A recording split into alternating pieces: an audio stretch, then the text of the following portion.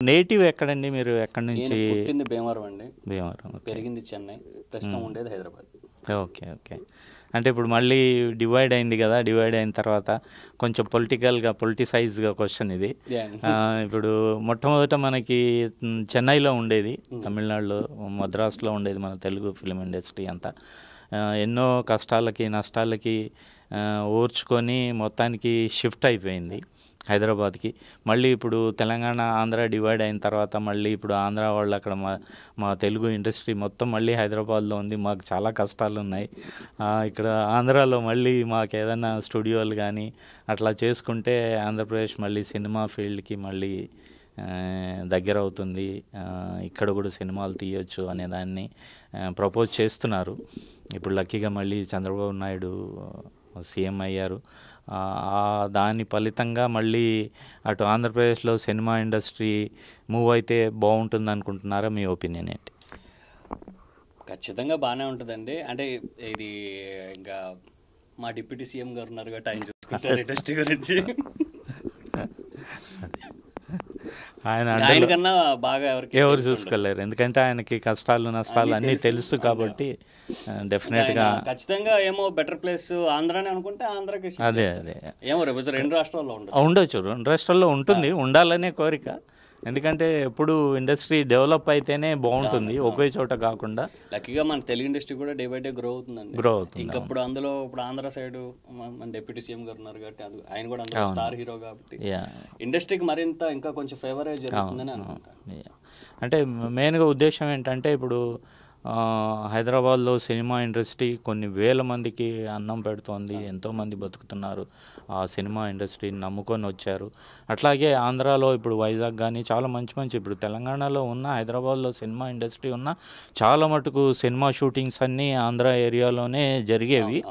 కాకపోతే అక్కడ ఇంకా స్టూడియోస్ ఇప్పుడు అన్నపూర్ణ లాగా, రామానాయుడు లాగా అట్లా పెద్ద పెద్ద స్టూడియోస్ అవి పెడితే అక్కడ కొన్ని వేల మంది మళ్ళీ ఇండస్ట్రీ బాగుపడుతుంది అని ఉద్దేశం. దాంతో అడుగుతున్నాను క్వశ్చన్. ఉందండి మనకు వైజాగ్లో రామానాయుడు స్టూడియో ఉంది, వైజాగ్లో ఫిలిం ఛాంబర్ ఉంది. అంటే అదే మీరు అన్నట్టు ఇంకా కొంచెం ఫుల్ ఫ్లెడ్జ్డ్గా అంటే దేని మీద ఇప్పుడు మన ఆంధ్రప్రదేశ్, మన చెన్నై నుంచి మన తెలంగాణకి హైదరాబాద్ వచ్చినప్పుడు చాలా మటుకు ప్రొడ్యూసర్స్ కంప్లైంట్స్ ఏంటంటే ఇక్కడ అన్నీ దొరకవు, దొరికినా చాలా కాస్ట్ ఎక్కువ అవుతుంది. అక్కడ ఏంటంటే ఒక పర్సన్కి చెప్తే మాకు ఏవి కావాలో అన్నీ సినిమా సంబంధించినవన్నీ ఒక గంటలో అరేంజ్ అవుతాయి, ఇక్కడేం కష్టం అవుతుంది. అందుకని ఆ రీజన్తో వాళ్ళు చెన్నై వెళ్ళేవాళ్ళు. ఇప్పుడైతే ఆ పరిస్థితి లేదు. సేమ్ పొజిషన్ ఇప్పుడు ఆంధ్రాకి షిఫ్ట్ అయినా కూడా అదే తెలంగాణ ఇప్పుడు మన హైదరాబాద్ వస్తే మాకు ఈజీ అవుతుందండి. ఇక్కడ అంటే కొన్ని ప్రాబ్లమ్స్ అంటే టెంపరీగా ఉంటాయి, కొన్ని సాధక బాధకాలు. ఇప్పుడైతే అంటే నేను లక్కీగా ఆల్మోస్ట్ ఒక 7-8 ఫిల్మ్స్ నేను వైజాగ్లో ఆంధ్రాలో చేశారు. గుడ్. మ్యాటర్ ఏంటంటే అక్కడ కూడా వాళ్ళకి టెక్నీషియన్స్ ఉన్నారు, ఫైట్ మార్షల్స్ కానీ డాన్సర్స్, ప్లేసెస్ ఉన్నాయి, స్టూడియో ఉంది, ఎడిటింగ్ షూట్స్ కానివ్వండి, మీరు చూస్తే వైజాగ్ కూడా ప్యారలల్ గా గ్రో అయ్యే సిటీ అండి. డెఫినెట్ పొటెన్షియల్ ఉంది అక్కడ వైజాగ్. ఎక్కువ ఆర్ట్ తో కూడిన క్రౌడ్ ఉన్నారు, ఆర్ట్ కి సంబంధించిన క్రౌడ్. సో ఖచ్చితంగా ఇప్పుడు ఇది పర్ఫెక్ట్ టైం అనుకుంటాను. మీకు ఇప్పుడు చంద్రబాబు నాయుడు గారు ఉన్నారు, ఆయన విజన్, ఆయన దాన్ని ఎంత అందంగా చేయగలరు, ఎగ్జాంపుల్ హైదరాబాద్ చేసి చూపించారు. అవునవును. సో లక్కీగా ఇప్పుడు ఇంకో పవర్ఫుల్ సీట్ లో పవన్ కళ్యాణ్ ఇండస్ట్రీకి ఏదో ఫేవర్ జరుగుతుంది, దీనికి సంబంధించి ఇంకొంచెం బెటర్ గా ఉంటుంది. అదైతే బలంగా నమ్ముతాను, జరుగుతుందని నాకు ఆశ కూడా ఉంది. తర్వాత మీరు సినిమాకి వచ్చిన తర్వాత మీ ఎక్స్పీరియన్స్ అంటే టెక్నాలజీ పరంగా ఒక 8 years అట్లా అవుతుంది అనుకుంటున్నారు కదా మీరు? 12 years అయింది. అప్పట్లో టేకింగ్ ఎలా ఉండేది? గ్రాడ్యువల్గా అంటే హాలీవుడ్ నుంచి ఇప్పుడు గ్రాఫిక్స్ అనుకోండి, అన్ని రకాలుగా అన్ని రంగాల్లో ఇంప్రూవ్మెంట్ కనిపిస్తూ ఉంది. మీరు 12 years బ్యాక్ చేసినప్పుడు టెక్నాలజీ కానీ ప్లస్ ఈ డెవలప్మెంట్ కానీ ఎలా ఉండింది, ఇప్పుడు ఎలా ఉంది, మీరు ఎలా ఫీల్ అవుతున్నారు? నేను చెప్పే కదండి, నేను రీల్ కెమెరా నుంచి డిజిటల్ ట్రాన్సిషన్ చూసారు కాబట్టి ఇప్పుడు యాక్చువల్లీ వెరాజ్ ఫిల్మ్ డిజిటల్ అయ్యేసరికి చాలా ప్రాసెస్ ఈజీ అయిందండి. ఫస్ట్ ప్రాసెస్ అంటే ఇప్పుడు ఒక యాక్టర్ బాగా చేయకపోయినా వన్ మోర్, లేట్ ఒక ఫ్రేమ్ బాగోపోయినా వన్ మోర్ చేయటం కానీ, అంటే టెక్నాలజీ పెరిగే కొలది మనకి వర్క్ స్ట్రెస్ తగ్గుతూ వస్తుంది ఇమీడియట్ గా. అంటే టైం ఫ్యాక్టర్ కూడా మనీ వైజ్ గా సేవ్ అవుతుంది, టైం సేవ్ అవుతుంది, ప్లస్ మనకి ఇప్పుడు మొత్తం అండి కాస్ట్ కటింగ్ తగ్గిపోతుంది, కాస్ట్ కటింగ్ ఈజీ అవుతుంది. సో అంటే బెటర్ అండి యాక్చువల్ చాలా. నేను ఒక టైంలో చూసిన సినిమా వేరు, ఇప్పుడు సినిమా అప్పుడు గ్రాఫిక్స్ కానీ చాలా తక్కువ ఉండేవి. మన రిలీజ్ అయిన కలికి చూస్తే అసలు మాటలు లేవు అంత బ్రహ్మాండంగా. ఇప్పుడు ఒక తెలుగు వాళ్ళు, తెలుగు డైరెక్టరు హాలీవుడ్ స్థాయికి వెళ్ళిపోయారంటే అసలు హ్యాట్స్ ఆఫ్. అది అన్వయించటం అనేది ఇప్పుడుండే 2898 ADకును ప్లస్ మహాభారతానికి అన్వయించారు చూడండి, అసలు అది సూపర్ అసలు.